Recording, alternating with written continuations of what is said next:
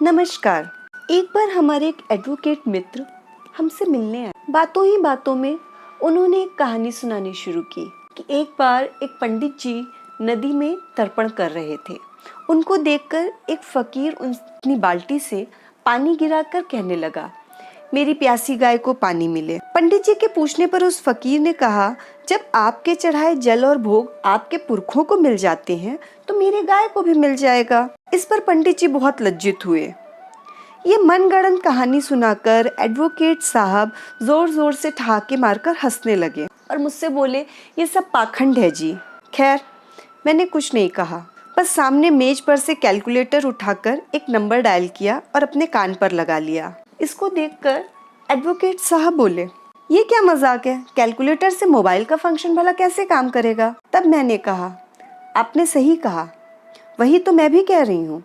स्थूल शरीर छोड़ चुके लोगों के लिए बनी व्यवस्था जीवित प्राणियों पर कैसे काम करेगी। इस पर एडवोकेट साहब अपनी झेप मिटाते हुए कहने लगे, ये सब पाखंड है, अगर ये सच है तो इसे सिद्ध करके दिखाइए। इस पर मैंने कहा, ये सब छोड़िए, ये बताइए, आप पढ़े लिखे हैं तो आपको ये पता होगा ना कि न्यूक्लियर पर न्यूट्रॉन की बम्बार्डमेंट करने से ऊर्जा निकलती है, सच है कि नहीं। वो बोले, बिल्कुल, इट्स कॉल्ड एटॉमिक एनर्जी। फिर मैंने उनसे कहा, ये लीजिए एक चौक और एक पेपर वेट। अब आपके हाथ में बहुत सारे न्यूक्लियस भी हैं और न्यूट्रॉन्स भी हैं, अब आप इसमें से एनर्जी निकाल कर दिखाइए। उनकी समझ में कुछ नहीं आया और वो थोड़े शर्मा गए। फिर बोले, मुझे एक काम याद आ गया, बाद में बात करते हैं। कहने का मतलब यह है कि यदि हम किसी विषय तथ्य को प्रत्यक्ष सिद्ध नहीं कर सकते तो इसका अर्थ यह नहीं है कि वह है ही नहीं। हमारे पास समुचित ज्ञान, संसाधन व अनुकूल परिस्थितियों का अभाव हो सकता है, क्योंकि सिद्धांत रूप से हवा में हाइड्रोजन और ऑक्सीजन दोनों मौजूद हैं। फिर हवा से पानी क्यों नहीं बना लेते। यदि आप हवा से पानी नहीं बना रहे हो तो इसका ये थोड़ी ना मतलब है कि दोनों हवा में है ही नहीं।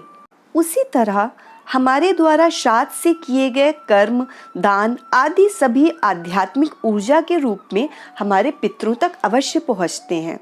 इसलिए व्यर्थ के कुतर्कों में फंसकर अपने धर्म व संस्कारों के प्रति कुंठा न पालें।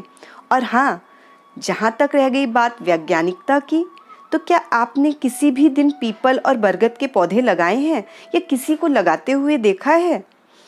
क्या फिर कभी पीपल और बरगद के बीज मिलते देखा है? नहीं। ऐसा इसलिए क्योंकि बरगद या पीपल की कलम जितनी चाहे उतनी रोपने की कोशिश करो, परंतु वह नहीं लगेगी। इसका कारण यह है कि प्रकृति ने यह दोनों उपयोगी वृक्षों को लगाने के लिए अलग ही व्यवस्था करी हुई है। जब कौवे इन वृक्षों के फल को खाते हैं और उनके पेट में वह बीज को प्रोसेसिंग करते हैं, तब जाकर बीज उगने लायक होता है। उसके पश्चात कौवे जहाँ जहाँ बीट करते हैं, वहाँ वहाँ पर यह दोनों वृक्ष उगते हैं।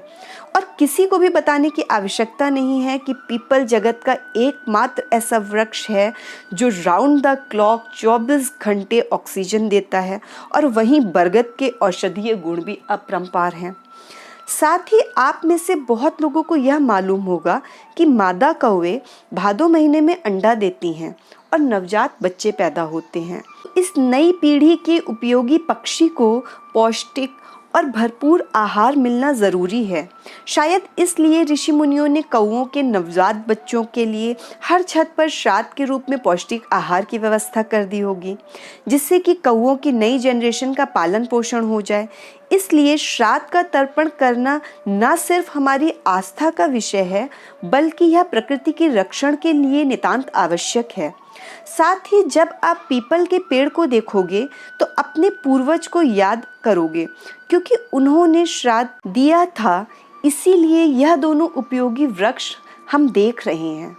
अतः सनातन धर्म और उसकी परंपराओं पर गर्व करो। हमारे ऋषि मुनियों को यह भी पता था कि किस बीमारी का इलाज क्या है, कौन सी चीज़ खाने से क्या फ़ायदे हैं, क्या चीज़ खाने के लायक है, क्या नहीं है। इसलिए अपनी संस्कृति पर आस्था बनाए रखें। नमस्कार।